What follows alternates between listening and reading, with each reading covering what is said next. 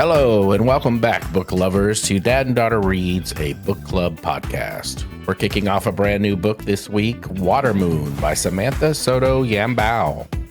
Today, we'll be diving into chapters 1 through 15, breaking down first impressions, characters, and all the intriguing details that have us hooked so far. Of course, I'm not doing this alone. Joining me, as always, is my wonderful co-host, the one who claims she reads seasonally, and now that it's spring, is apparently about to enter her literary renaissance, Miranda. So before we get lost in the pages of Watermoon, how has your week been? It's true. It's very true. I definitely found myself wanting to read a little bit more this week. So there you go. My week, other than reading though, first was pretty good. The kid that I'm happy it's spring. The kid that I nanny though is on spring break right now currently, and he has 2 weeks because he's in private school. So I spent a lot of last week playing Mario Kart and other various board That's games. It is fun. It's fun for like 2 hours and then I can't see straight anymore. But yeah, so I did a lot of that last week, went out with friends. I only worked at my other job once this week. Spent yesterday doing chores, going to the gym, doing all that good stuff. Yeah, I started watching The Righteous Gemstones. Have you heard of it or seen it? Yes. I plan on starting to watch that probably this week myself. Oh, really? It's crazy. It has Walter Goggins in it. It does have Walter Goggins in it. I know, because people kept suggesting it to me, and I was like, "Fine, I'll give it a try." And I don't really know how I feel about it. There are definite the pilot was super good. The pilot, I was like, "Okay, yeah, this is gonna be good." But I think it sometimes gets a little bit too out there for me. But the premise is really funny because they're the big mega church and all their drama that comes with it. But I've already managed to get to season 3, and it's just a lot. It's just a lot going on. But there's funny people in it. It is funny. But some of it's weird. It's like some of the humor I'm like, this is good. But some of it I'm like, oh. What's the guy who makes it? I don't know. He's in the show. Yeah, I forget what his name is. I just listened to a podcast with him. He was on Conan's podcast this week. Oh, really? Yeah. Yeah. What is Danny McBride? Yeah. Yeah. It's a wild ride. Like buckle up. Yeah, he was on Conan's podcast this week to promote season 4, which is the final season of it. I was going to start watching it. I only watch TV on Saturday night, and I've already started watching Daredevil, so I watched that first, and then I was going to start watching that after that. So it'd take me a while to get through it, though. It's a wild ride. There were many parts where I'm like, what the hell is going on? It's one of your little sister's favorite songs on there. There will come a payday, hallelujah. Because I used to play that on TikTok, and she hates that song. Lots of others. There was a meme on TikTok with some stuff, but I think I remember you showing me that. Yeah. Yeah. Yeah, it's crazy. So I'd be interested to hear your thoughts on it. I thought season 1 was pretty good. There are just some parts of it where I'm like, that's ridiculous. Like actually ridiculous. Like almost to the point where I'm like, yeah, I don't even know if it's funny. It's too ridiculous. But the premise is awesome.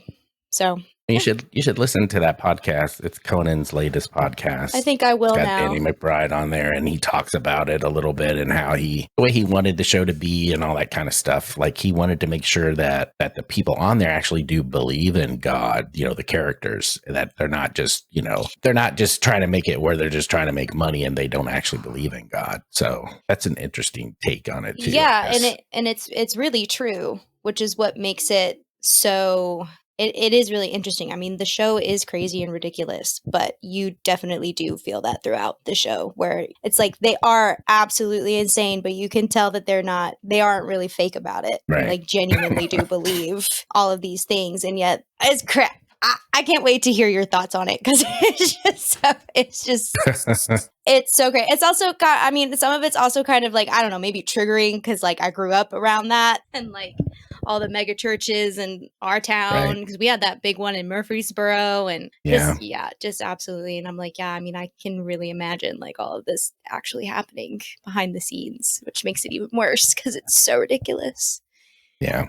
But Yeah. So yeah, I think I need to take a break from it because it really was getting to be a lot for me. But I'll probably touch back on it at another time. I think sometimes those shows, because it's also, well, some of them are like 30 minutes, but some of them are an hour. They're all kind of in between. Is it 10 episodes per season? I think it's usually they are on Max. I think it's 9. 8 or 10. Oh, okay. I think there's like number, somewhere between 8 to 10. But I feel like 9. Okay. That's normal, 8 to 10. Yeah. On those Max shows. Yeah. But anyway, yeah, that's my week. How about you?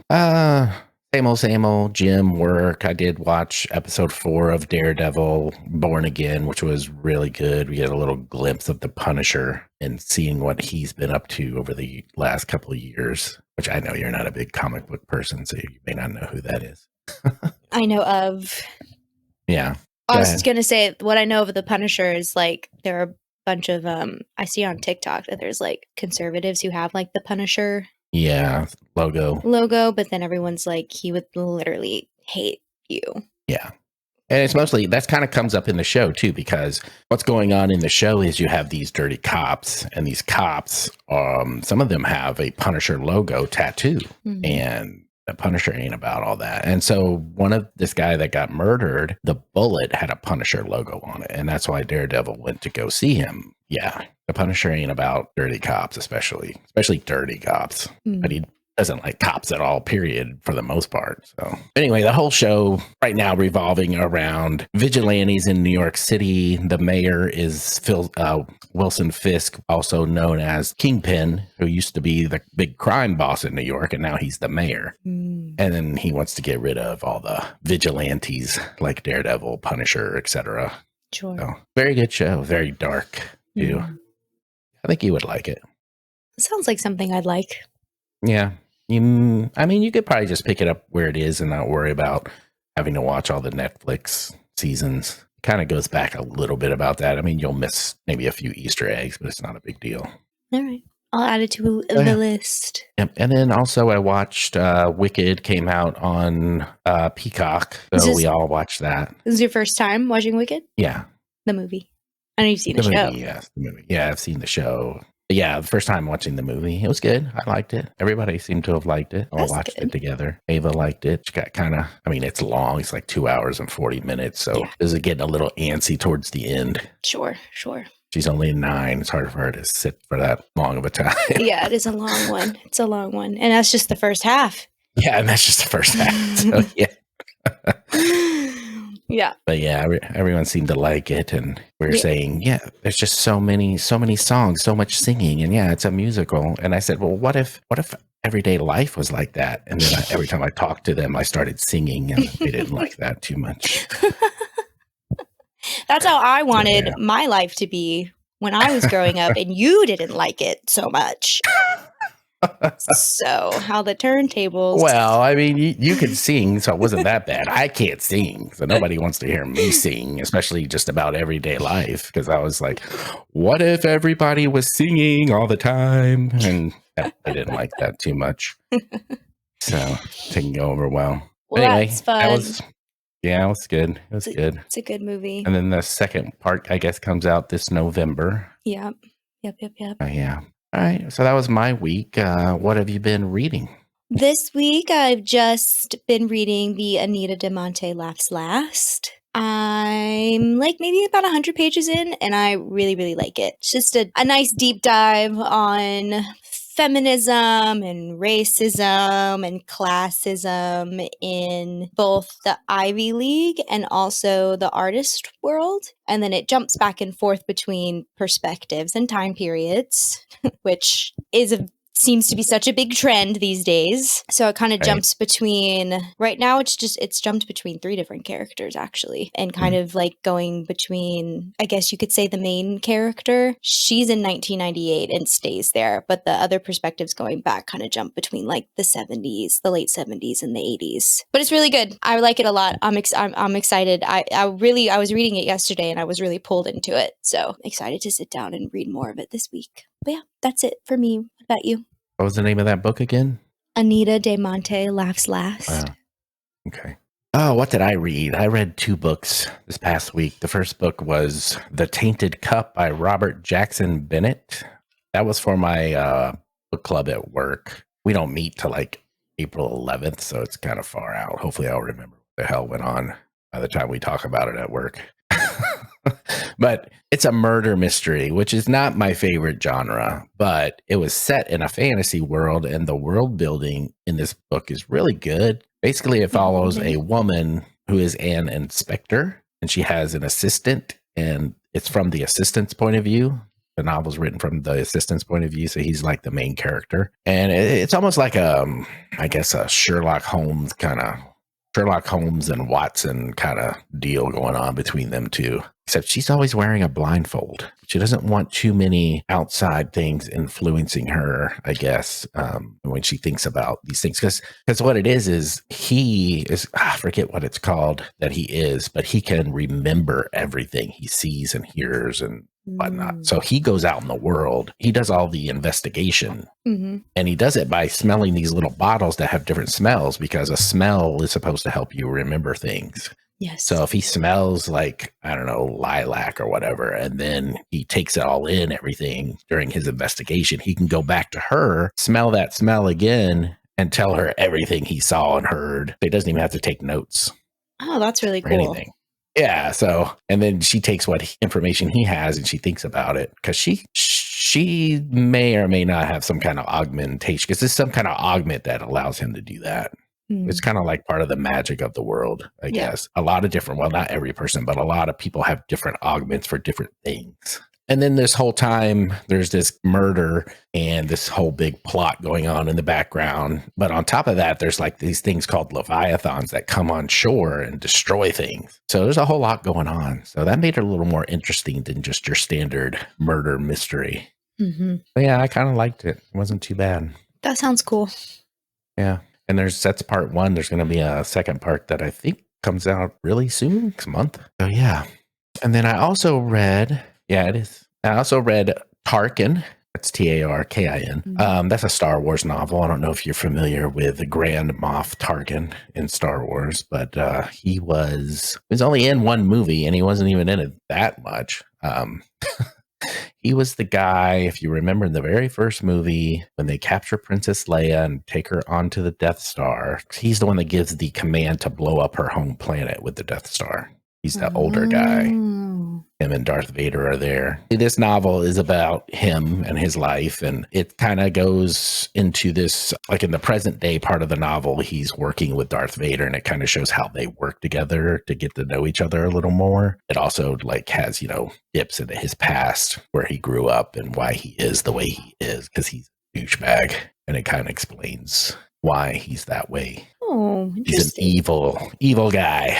So yeah, it's a whole novel about a villain, really. We all know how he died. You already know how he dies if you've seen the movie. So, but you can see some of the other stuff. He was also in, I guess, the Clone Wars animation series a little bit. I never really watched those. I can't really watch Star Wars animation. Can't get into them. But anyway, that's what I read this past week. That's cool. We love a backstory. Yeah, it was good. I enjoyed it. It's a quick read too. I don't know what the hell I'm going to read tonight. I wanted to read this other Star Wars novel, but I have it on hold at the library, but it's still on hold, so it's not available. So I don't know what I'm going to read. I may read a couple of short novellas. The Monk and Robot series, I think, is what I'm going to read next. Monk and Robot? Yeah. I don't really know a whole lot about them, but I'll tell you next week if I read them. Can't wait. All right. Moving on into the social media book buzz, we actually have something this week, and it's two of your favorite things, AI and Meta. So we get to talk about two things that you love. So apparently Meta, the parent company of Facebook and Instagram, used a vast collection of pirated books from LibGen to train its AI model Llama 3. So LibGen basically is a shadow library that has like 7.5 million books and 81 million research papers, and it's all pirated. But there was a bunch of internal communications that came out about this that revealed that Meta employees, with approval from CEO Mark Zuckerberg, decided to use this pirated content due to the high cost and slow process of legally acquiring such data. And we're talking about books from your everyday indie author all the way up to big time authors. Like George R. Martin, I think, was on the list. His books were in there. Robin Hobb. This action has led to a copyright infringement lawsuit involving several authors. Good. Yeah. The article also highlights the broader implications of using pirated materials for AI training, including ethical concerns and potential devaluation of original creative work. So there's an article in The Atlantic. Wow, The Atlantic has been all over the place this week, hasn't it? Oh, yeah.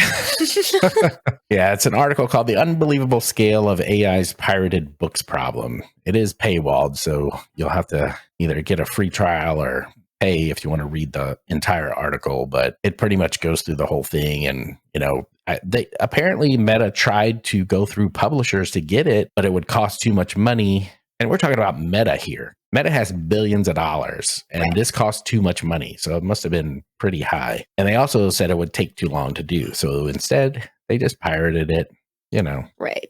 I mean, what's your thoughts? I feel like too much money. I don't know. I just feel like in what world did they think that they wouldn't get into this predicament? I guess maybe they did know, and they were like, well, we won't get sued for as much as it would have cost to go through it legally, because with them, that's probably how they looked at it. Yeah, because of course they're going to get caught doing it. There's no way around that. Of course, someone's going to find out or leak that or whatever. Yeah, I guess they're banking on the lawsuits being less than how much it would have cost, and I guess less time consuming than it would have been to just actually get to the books. Right, because I think the time-consuming part is not the actual training of the AI, because they have to do that either way. I think the time-consuming part was having to go through the whole thing of setting up contracts with these publishing companies and getting all that situated before they can get a hold of the actual content to train the model on. Right. So, yeah. Because I just feel like, in what world did you not know that this was going to happen, So yeah, and how expensive it would be. I mean, if you think about it, all the different publishers, they're going to charge you a lot of money for that. And who knows if the author, if the author has some kind of rights to it, they're going to want to get paid as well, right? So, yeah, or not even allow it to happen, which is probably what most of them probably would want to happen, is not allow it to be trained on their books. What is Llama 3? It's just like a ChatGPT. It's just their version.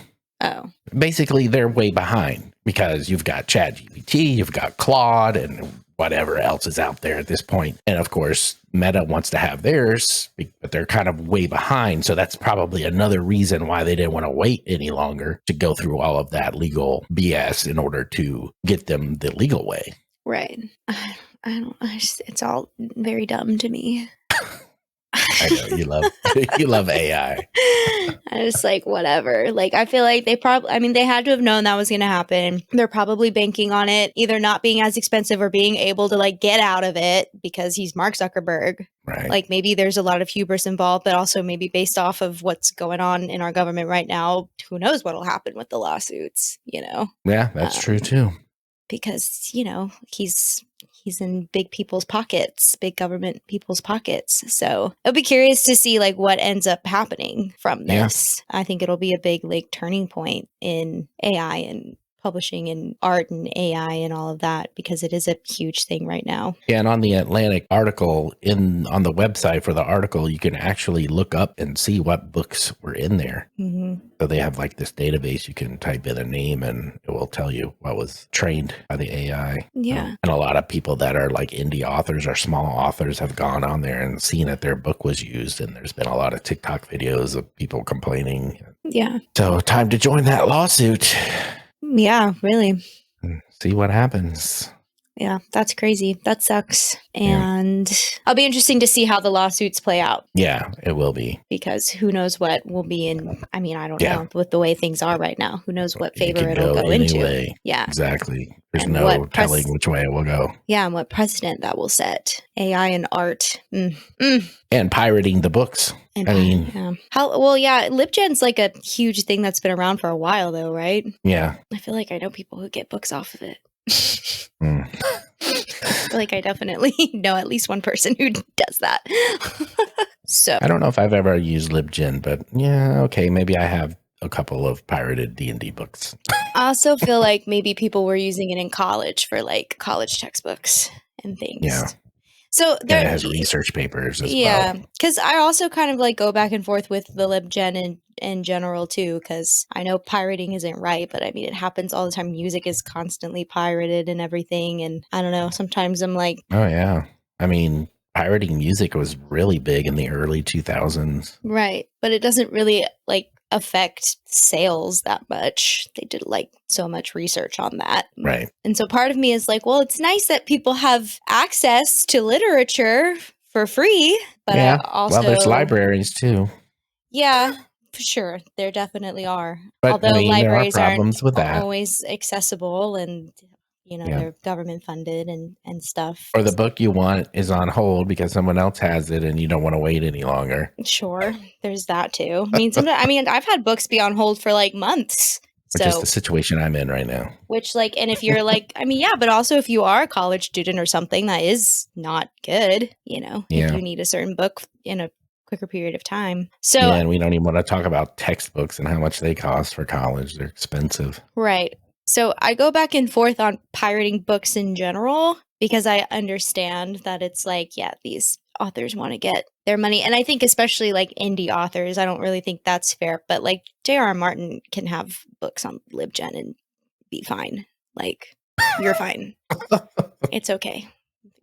Like calm down. Yeah, and you don't expect a big ass company with tons of money to be doing that, right? Like Meta. Right, exactly. Which is why I'm like, what do you mean? Like, it's too expensive. But I guess, like you said, they just didn't want to wait that long because they're behind the game. But I don't think it was I don't think it was too expensive. It was probably expensive, but it wasn't too expensive. Like, shut up. For them, yeah. They just didn't want to wait, number one. And number two, they might have figured that, hey, if we get caught, maybe the lawsuits would be cheaper. Yeah. Who knows? Who knows? That'll be interesting. It'll be interesting to see what comes out of that. Yeah. But I'm definitely against the Meta using the AI. But then I think about like Library Genesis and I'm like, am I against Library Genesis? I don't know. To an extent, yes. Like I said, I don't think like indie author books should be on there. But big things that are fine, like who cares? And educational stuff. Right. Okay. I don't know. Maybe that's a hot take. Could be. Let me know. I'm not too, I don't know. I mean, I'm against pirating, yes. But for me, it's the hard to get stuff. Sometimes there's stuff that's hard to get and there's no other way to get it. Like, I don't know, like I was talking about D&D books. There's some D&D books that, you may want to read and they're out of print. Mm-hmm. You either can't find them or they're stupid prices on eBay that you don't want to pay.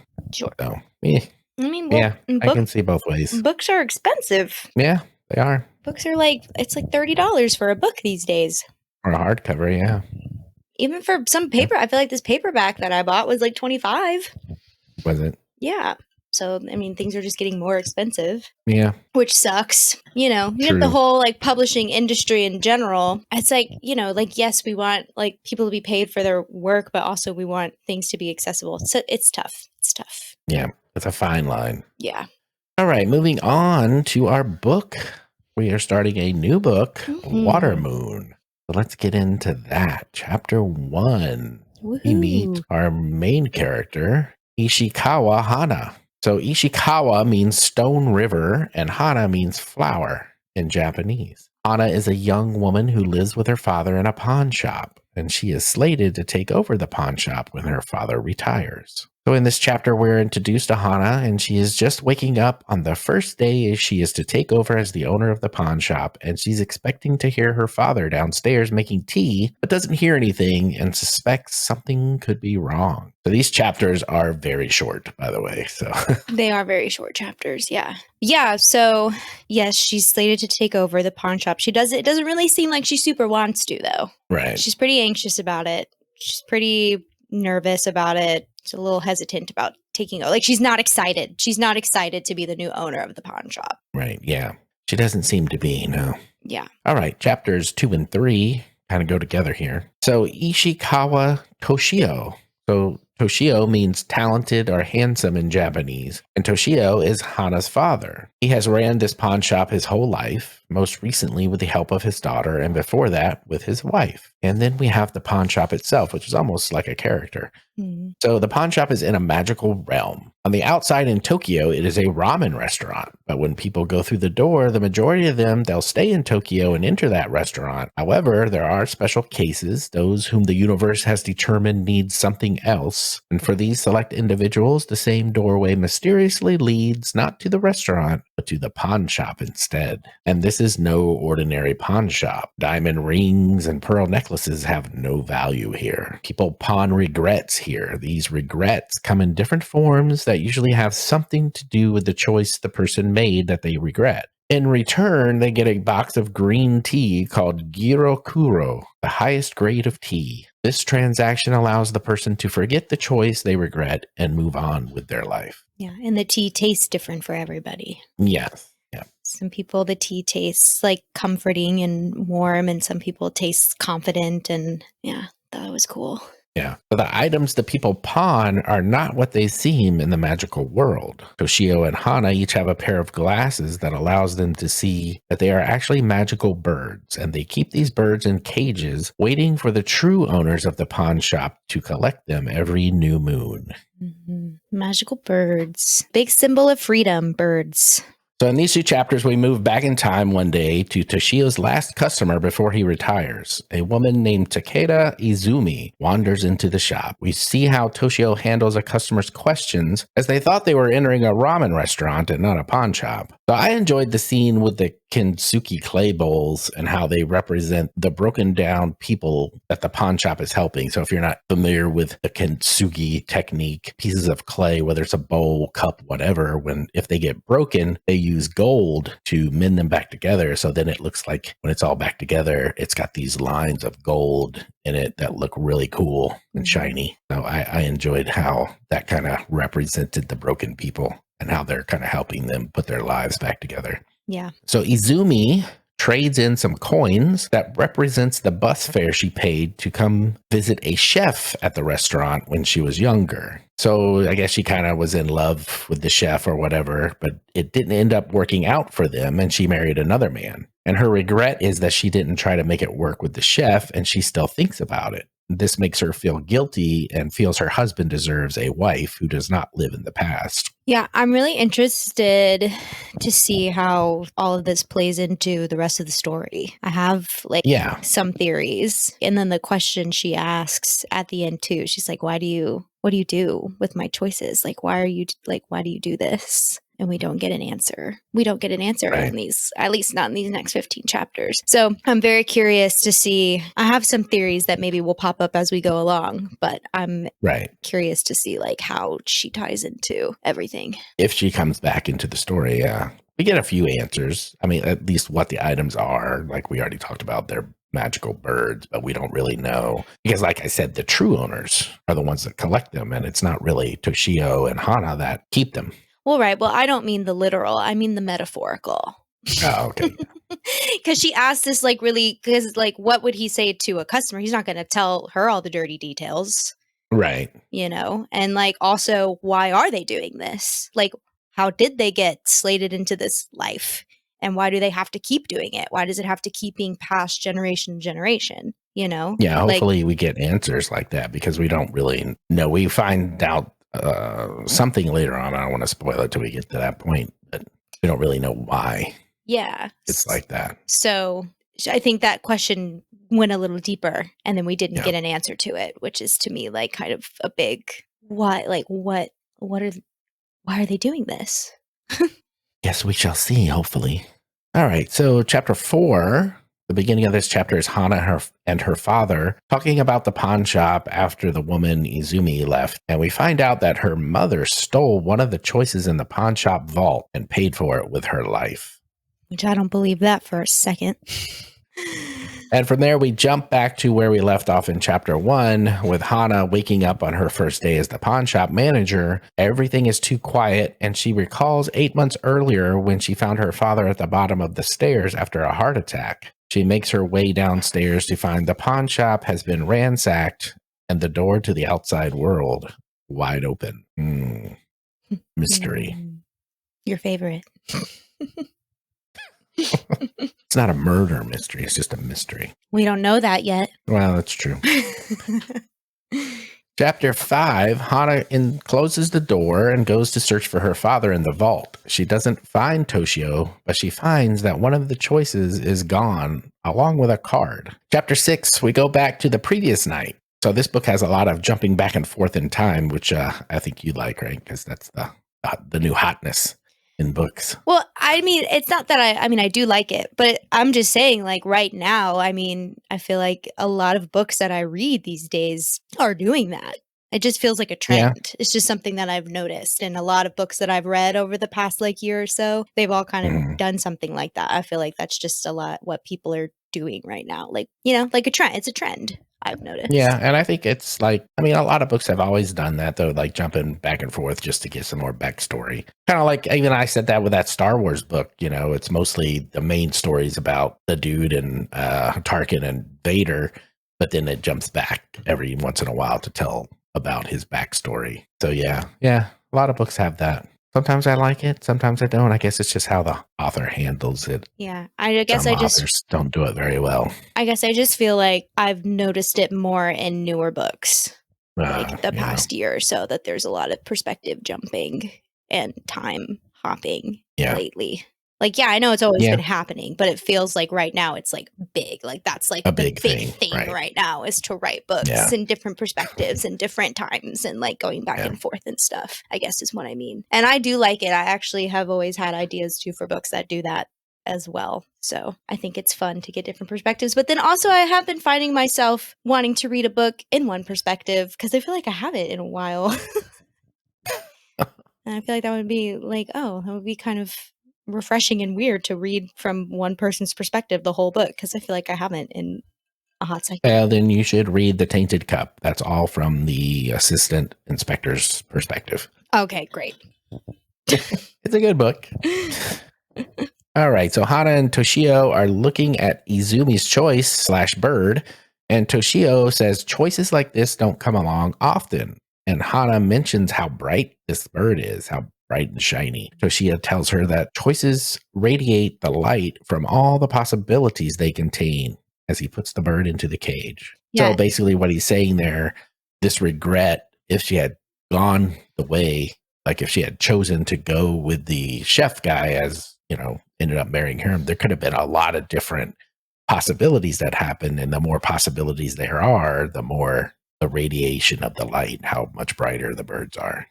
Yeah. And he also says that he hasn't seen a bird like that since like right before she was born. Right. Which I thought was, is that maybe the bird that maybe the mom took? Could have been. I don't know. That's a theory I have. Yeah, it's a good theory because I think they said that it happened right after she was born. Mm-hmm. Yeah. All right, so the bird begins screeching and Hana goes to open the cage, but Toshio warns her to never open a cage. If a bird were to be set free, it could travel to where it began in the past and change the course of time. That's interesting. So the bird would go back and maybe change that person's choice because I think he said because it doesn't want, it wants to live.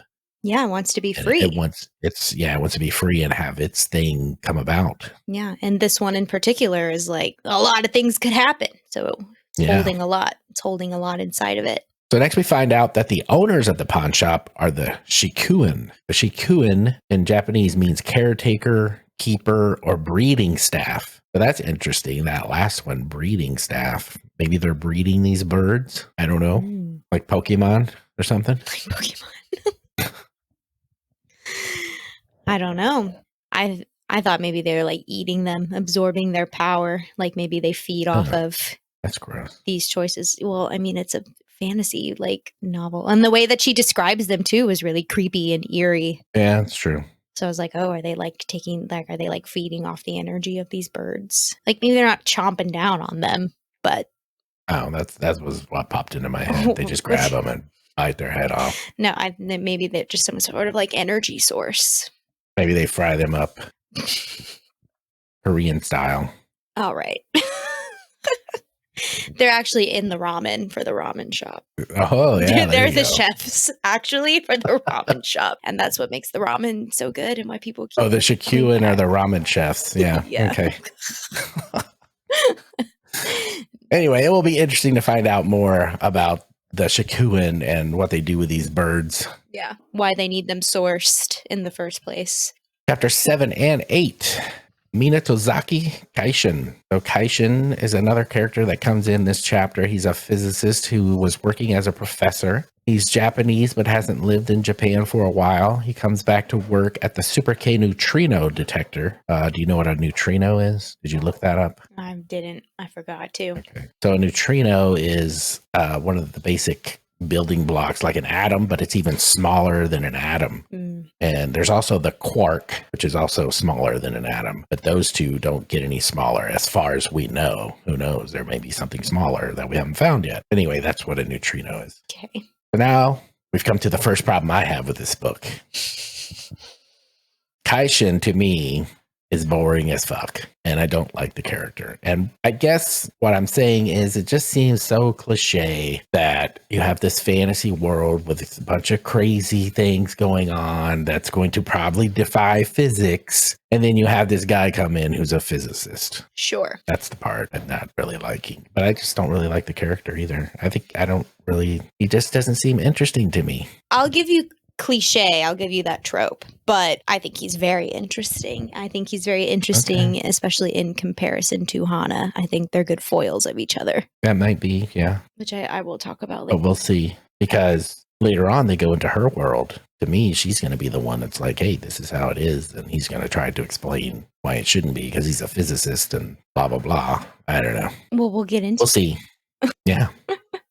All right. Toshio had warned Hana that going out into the real world, and when I say real world, I'm talking about into Tokyo, Japan, would erase her. This was the fate of her mother, as she was exiled after stealing a choice. Chapter 9. I don't believe that. I don't believe that that's what happened. I didn't believe it when I read it. You didn't believe it from the get-go? I didn't believe it from the get-go. Nope. I was like, no way. No way, Jose. Yeah, there's I kind of somewhere. figured something was going on with her. Yeah, I wasn't sure what yet, and I still don't know, but we'll find out. Chapter 9. We're going back in time again to learn more about boring ass Kaishin. He can't decide if he wants to go to Japan to work at the neutrino detector, so he flips a coin. Come on.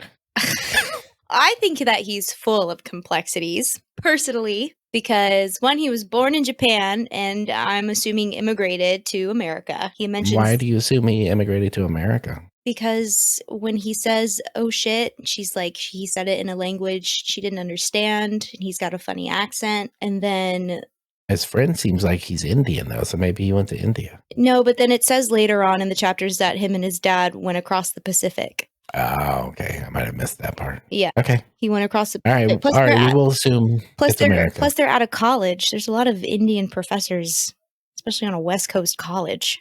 Well, I don't know. That seems racist. That's it's fact.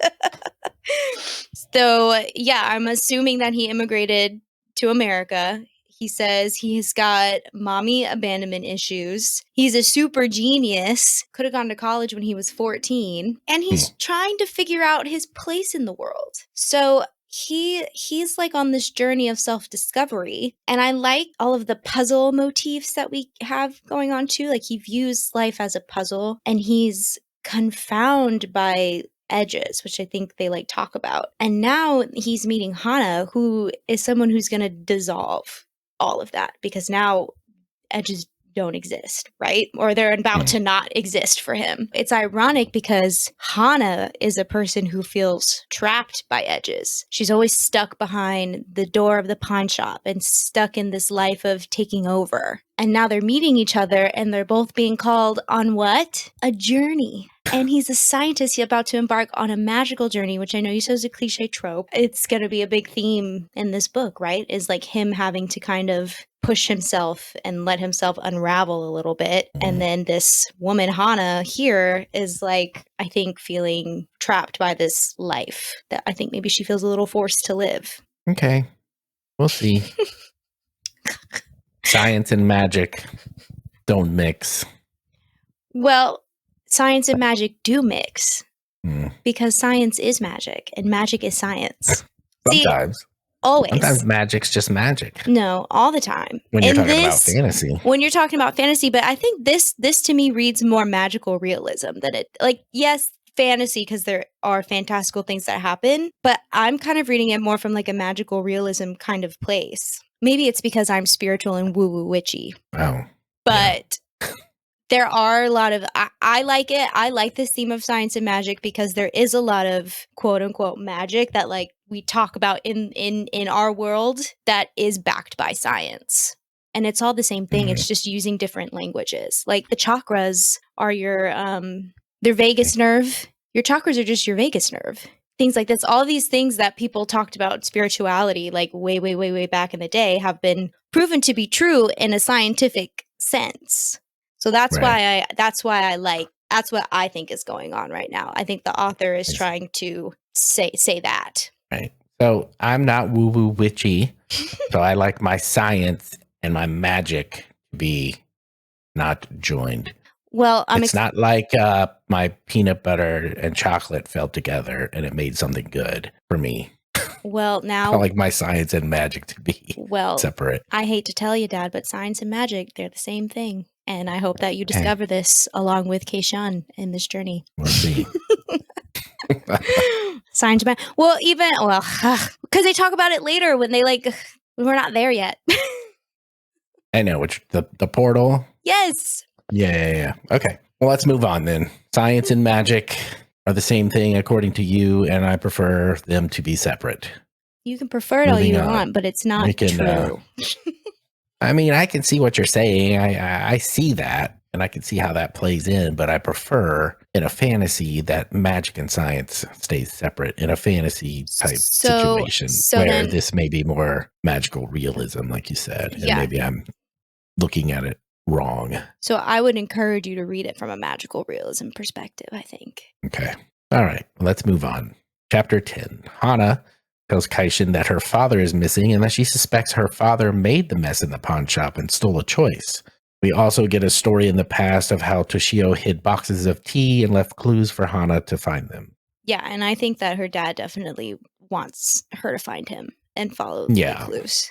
Yeah, that's what she. I think I talk about that a little later, maybe not. But the glasses were left near the door, like her mother's set of glasses were left near the door. Like it makes it look like somebody broke in. Toshio came downstairs and saw them and ran out the door into Tokyo after them. And that's what he's trying to make it look like. And that's why he left the card at the birdcage and why he, made it look that way. But he left the card as a hint to her.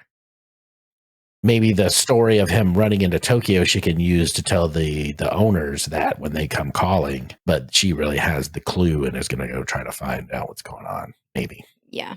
And then again, like Keishan also notices too, like it looks like organized chaos. Like it looks like somebody put these pieces where they are purposefully, like a puzzle. Again, he is looking at it in this puzzle frame of mind, which I thought was cool. Chapter 11, Kaishin has some kind of strange dream of him talking to his friend Ramesh and telling him about Hana. And to me, this part was weird. He's there with Hana, and then all of a sudden he has this weird daydream kind of thing where he's talking to his friend Ramesh, which we saw some of Ramesh earlier and we didn't talk about it, but in the chapter where we went back in time to learn more about Kaishin, his friend Ramesh was there and they had some interactions. It was like his mentor. Yeah. Right. It sounded like to me that Ramesh might be dead or something. Yeah, that's what I was thinking as well. Dead or because he mentioned something about him getting attacked. Yeah. As well. Yeah. And Ramesh kind of alludes to it, you wish I wasn't just a figment of your imagination. Right.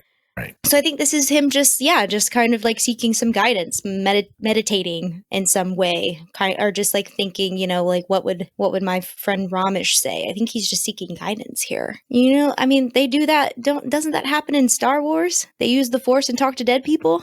Yeah, okay, but that's using the Force, which is something that exists. There's no freaking Force for Kaishin. He's a physicist. He doesn't believe in the Force. Do you not have any imagination, Dad? Yes, I do, but I'm just saying. But I mean, but it's if he's, it's like a daydream. If he's he's going through something, yeah, but he's I'm sorry, I've never daydreamed where I actually talked to somebody. Okay, well, I have. That seems weird to me.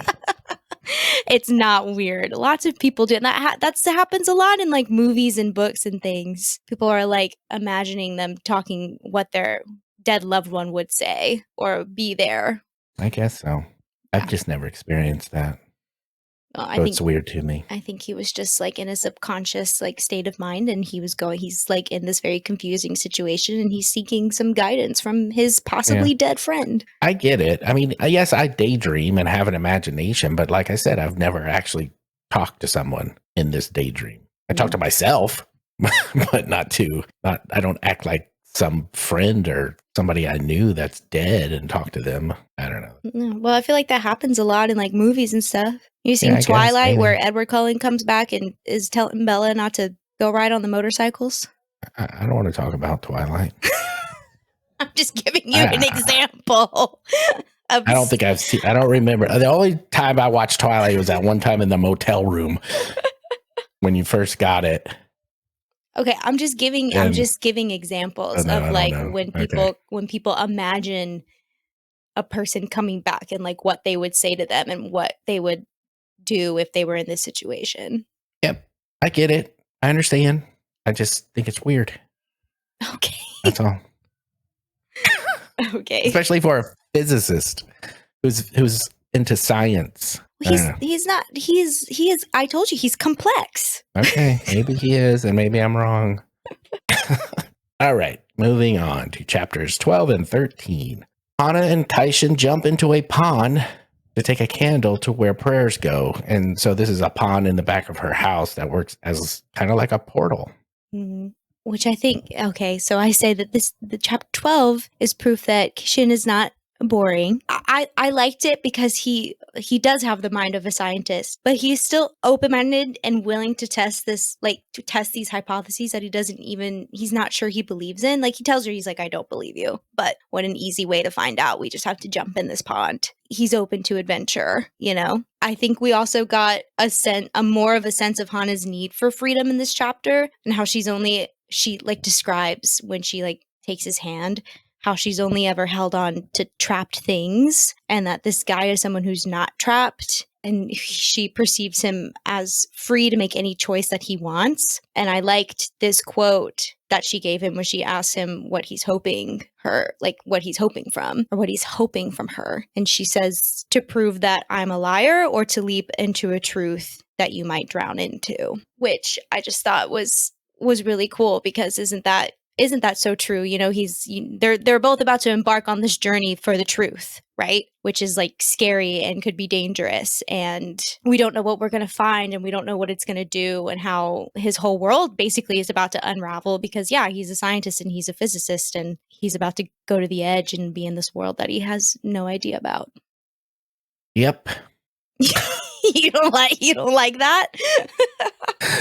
Yeah, I mean, it makes sense. I mean, it's also very romantic.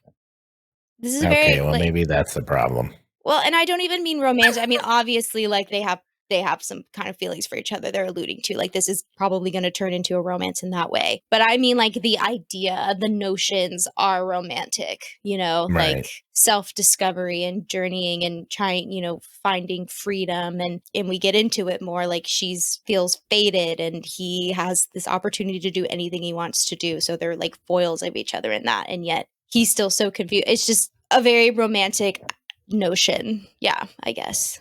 This journey that they're about to embark on together. Okay. Yeah, maybe he'll grow on me. I don't know. We'll see. But I mean, I enjoy the world building a lot. The world building is really good. Yeah. Yeah. Yeah. I think the whole pawn shop setup and the way the choices are, the birds and all of that stuff is kind of cool. Yeah. And the pond. Yeah. And everything. It just kind of, once he came into the picture, I was just kind of, but we'll see. Maybe he'll grow on me. So anyway, like we said, the pond is a portal. Which he tries to science explain as right. He's like, oh, it's a wormhole. Because he's trying to like make it make sense in his brain, right? Right, he's trying to be like, oh, we do Albert Einstein and da-da-da-da-da. Like, it's actually a wormhole. And she's like, no, it's a portal. It's a pond and it's a portal. And that's what we do here. But for me, I guess what I'm saying is that they're both right. I think they're both right. Right. Like, okay. It's a wormhole and it's a portal. And I think even she could kind of be like, okay, like, sure, it's a wormhole. But yeah. But she doesn't really know what that is. But she doesn't know who Einstein is. Exactly. Because she's never been out in that world. Yeah. Right. So I think they're both right. And he's because he's like, and I can't even begin the multi dimensions and this, that, and the other. So he's trying to explain all these things that are happening scientifically, but I don't think he's wrong for that. No, I don't think he's wrong for that either. I think that he's probably right. This is just a whole nother dimension universe, and it is possible. Yeah. And her mind is closed too, because she doesn't know about any of that either. So he's like really starting to be like, whoa, everything I thought I knew I didn't know, Yeah. So that was cool. Yeah. They go through the portal / wormhole, and they end up going to the Whispering Temple. This is where prayers go. So Hana lights the candle in the temple to hear her father's last prayer, which is, help me find her, please. So I think this is another setup that her father did, because he probably knew she would try this to see what his last prayer was. And so help me find her, please. It's kind of like another clue that he left behind for her. Yeah. I'm so interested to find out like what made him do this, because he really seems very like rigid and strict and and like pretty sensible man, and then all of a sudden he's got her going on this journey and he's not. It kind of, you want to know what I think? Why he did it? Why? So that last choice was a thing about love and how she had a regret about love, and maybe something happened when his wife made that choice, something that he did that he regrets doing. And so he wants to go find her if possible. Yeah. Like because he still loves her and all that stuff. Right. Like I think that lady's bird definitely was a catalyst. Yeah. Of that for sure. But it's so interesting how it happened, just because even when he was handling the bird, he was like, don't touch it. Don't do that. Still very rigid and strict about it. It didn't really we didn't get any indication that he was kind of like longing or yearning or, Right. about the past. So I'm interested to know how, because it kind of sounds like he's like unraveled himself or lost his mind a little bit, but then at the same time leaving clues on purpose. Right. Yeah, I don't think he's lost his mind. And that's why, because he's leaving clues on purpose. But why all of a sudden now? Yeah. It's strange. I guess hopefully we'll find out. Yeah. And to find out, we have to move on to the next chapters, 14 and 15. So they jump into another pond portal / wormhole and come out into the Aha Take On Me music video.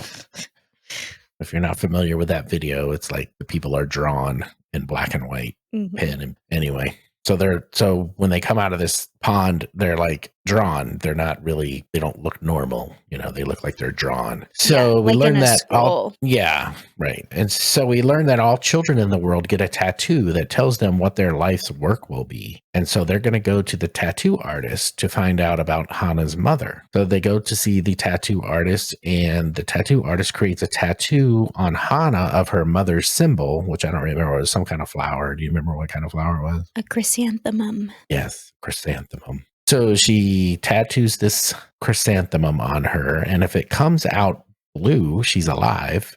And if it comes out black, she's dead. And it comes out blue. Durr. So her mother is alive. Hana had told Kaishin not to talk when they were visiting the tattoo artist, but of course he does. Another reason for me to can't follow directions. Come on, but you wouldn't be like, what the fuck? And he wants to help her, and it came out of wanting to be like, well, can you tell me where her mom is?